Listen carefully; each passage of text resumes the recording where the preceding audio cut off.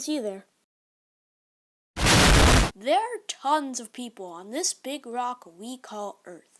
Happy people, sad people, angry people, and people who have almost died multiple times. But I feel like that category specifically, everyone can relate to. And also there are people who have blank expressions on their face all the time because they're down the inside and have no emotion reaction, death, but injuries. Look, what I'm trying to say is people at some point in their lives have almost died. And I'm one of those people. And that's the theme of this month's video. Celebrating Thanksgiving by telling times I've almost kicked the bucket. Oh yeah! So this one time in the 2nd grade, I was taking swimming lessons with my brother. Hey, Luke, why didn't you take separate lessons? Look, the place was really expensive and my mom couldn't afford separate lessons, okay? Anyway, when it was my brother's turn to start swimming, the guy specifically told me, do not go past the stairs until it's your turn, okay?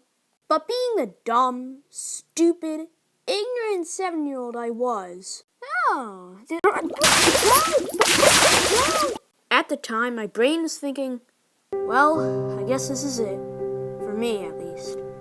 I had a good run, but all good things must come to an end. Surely, this is the end of Luke Velez. Until a lifeguard swooped in and saved me. Yay. Oh yeah, there was also this one time my head almost got knocked off by a baseball. So this one time when I was in the 1st grade, me and my family went to a baseball game. We were rooting for the Mets, by the way, because obviously either you're a Mets fan or you're weird. Anyway, me and my dad were really excited to catch the baseball when it hit out of bounds, but when the time came, the baseball nearly hit my face. Thankfully, my dad saw it just in time and ducked my head before it was too late.